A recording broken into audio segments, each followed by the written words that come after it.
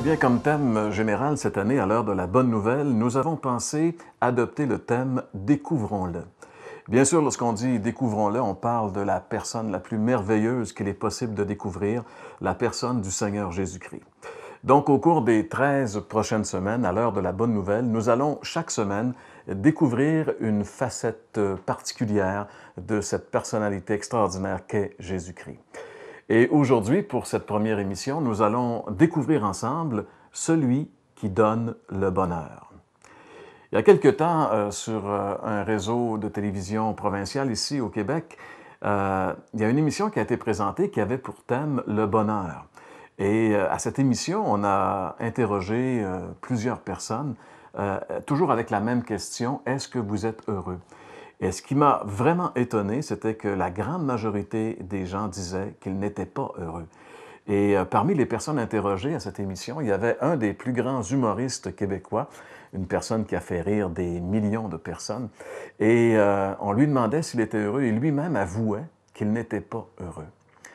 C'est assez spécial. C'est assez spécial dans ce sens que, en écoutant ces gens-là, je me disais, ils sont quand même très honnêtes et sincères pour avouer devant la caméra qu'ils ne sont pas parfaitement heureux. Mais vous savez ceci, la Bible dit que le vrai bonheur se trouve uniquement à un endroit. Selon la Bible, c'est dans le pardon de nos péchés. Autant dans l'Ancien Testament que dans le Nouveau Testament, c'est une vérité qui transcende toute la Bible. Pas le prophète, mais David, le roi David, avait expérimenté ce bonheur. Et lui-même l'exprime, on peut lire ensemble, dans le psaume 32, le verset 1, c'est le roi David qui dit « Heureux l'homme dont la faute est effacée et le péché pardonné. » Le seul qui peut vraiment nous apporter le vrai bonheur, c'est Jésus, car lui seul peut nous apporter le pardon de nos péchés. C'est là le message central de toute la Bible, et particulièrement de cette petite histoire que j'aimerais sur laquelle on s'arrête un petit peu aujourd'hui, à l'heure de la bonne nouvelle. Cette histoire, on la retrouve dans l'Évangile selon Luc, si jamais vous voulez la lire, c'est dans le chapitre 7, les versets 36 à 50. Il est dit ici qu'un jour, un pharisien, c'est-à-dire un personnage très religieux de la religion judaïque, a décidé d'inviter Jésus à manger chez lui. Donc, un repas qui est fait en l'honneur de Jésus. Jésus est invité et ce pharisien invite bien sûr ses amis. Et ils sont là, autour de la table. Bien sûr, à ce moment-là, les gens n'étaient pas comme aujourd'hui. On ne mangeait pas assis à une table, mais plutôt allongés autour d'une table très basse. Et pendant le repas, il y a quelque chose de bien spécial qui se produit. Il y a une femme qui entre dans cette salle et qui vient se situer derrière Jésus, au pied de Jésus. Et cette femme, elle a comme particularité d'être connue des gens comme étant une femme de mauvaise vie. Probablement que c'est une prostituée. Elle vient parce qu'elle a su que Jésus était là et elle a amené un vase d'albâtre rempli de parfums.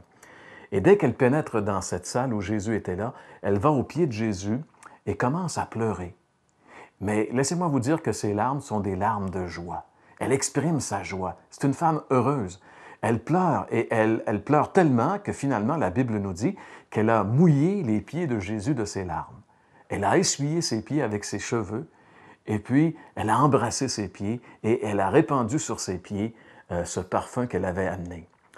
Et en voyant ce qui se passait, ce pharisien pensait en lui-même, si Jésus connaissait qui est cette femme, il ne se laisserait pas toucher les pieds par elle. Mais Jésus savait très bien qui était cette femme et il savait aussi ce que pensait Simon, le pharisien. Alors, suite à cette pensée, Jésus interroge Simon et lui dit « Simon, j'ai une question à te poser. » Et le pharisien dit « Oui, maître, pose-la ta question. » Alors il dit « Voici, il y avait un débiteur qui avait 2 créanciers. Donc, 2 hommes devaient de l'argent à un autre homme qui leur avait prêté de l'argent. Un lui devait, mettons en dollars d'aujourd'hui, 500 $ et l'autre lui devait 5000 $. Mais il dit, comme ni l'un ni l'autre n'avait la capacité de rembourser le prêteur, il a décidé de leur donner l'argent finalement, de faire en sorte qu'ils n'aient pas à rembourser. Alors Jésus demande à Simon, il dit, « Lequel des 2 tu crois va être le plus heureux? » Et Simon dit bien sûr celui qui devait le plus, celui à qui il a été le plus remis. Alors Jésus dit à Simon, « Vois-tu cette femme? Je suis arrivé chez toi et tu ne m'as pas embrassé. Elle, depuis que je suis ici, n'a pas cessé d'embrasser mes pieds. Je suis arrivé chez toi et tu ne m'as pas donné de l'eau pour laver mes pieds. ce qui normalement aurait dû être fait parce que c'était la coutume à l'époque. Et elle, depuis que je suis ici, n'a pas cessé de mouiller ses pieds avec ses larmes. Et elle les a essuyés avec ses cheveux. Tu ne m'as pas donné l'onction d'huile aromatisée, comme c'était la coutume également à l'époque. Et elle a déversé sur moi ce parfum. Sais-tu pourquoi elle a fait cela, Simon? Et là, Jésus va révéler quelque chose à Simon qui est très merveilleux et que nous avons besoin de connaître si nous voulons vraiment connaître le vrai bonheur. Voici ce qu'il dit, on peut lire ensemble ce verset dans Luc chapitre 7 et le verset 47. Jésus lui dit, c'est pourquoi, je te le dis, ses nombreux péchés lui ont été pardonnés. C'est pour cela qu'elle m'a témoigné tant d'amour. Quelle différence entre ces deux personnages? Ce personnage, ce Simon religieux, imbu de lui-même, qui se permet de juger les autres. Et cette femme, pour qui les autres n'existent pas, c'est pas important les autres.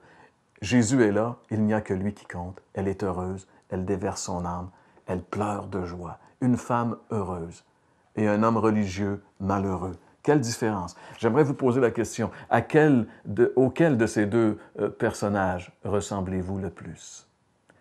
Êtes-vous certain que tous vos péchés sont pardonnés par la foi en Jésus? Cette femme, ce qui faisait son bonheur, ce qui lui faisait qu'elle pouvait pleurer et mouiller les pieds de Jésus avec ses larmes de joie, c'est que tous ses nombreux péchés avaient été pardonnés. Savez-vous que vous et moi, on est très endettés? La Bible dit « tous ont péché et sont privés de la gloire de Dieu ». On a une immense dette envers Dieu.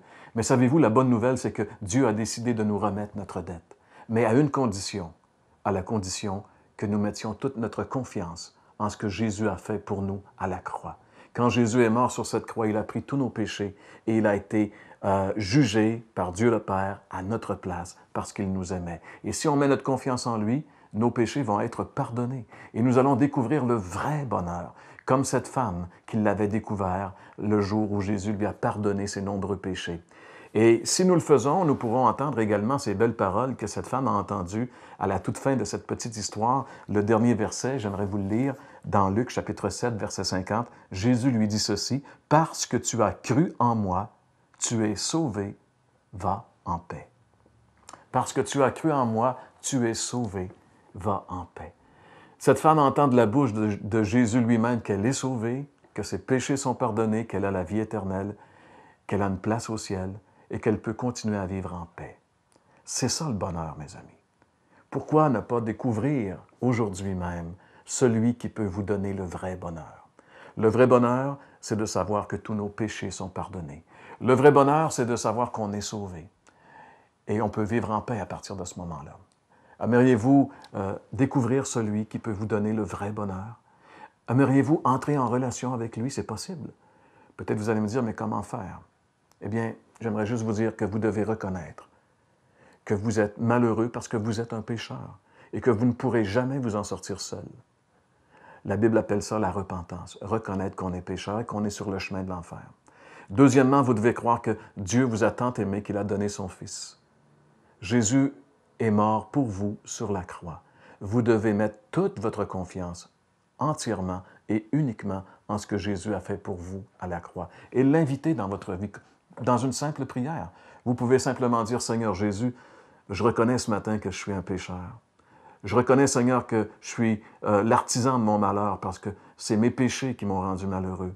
Mais Seigneur, j'aimerais connaître le vrai bonheur. C'est pourquoi ce matin, je t'invite à venir dans ma vie comme mon Sauveur et mon Seigneur. Je te donne ma vie. Fais de moi ce que tu veux.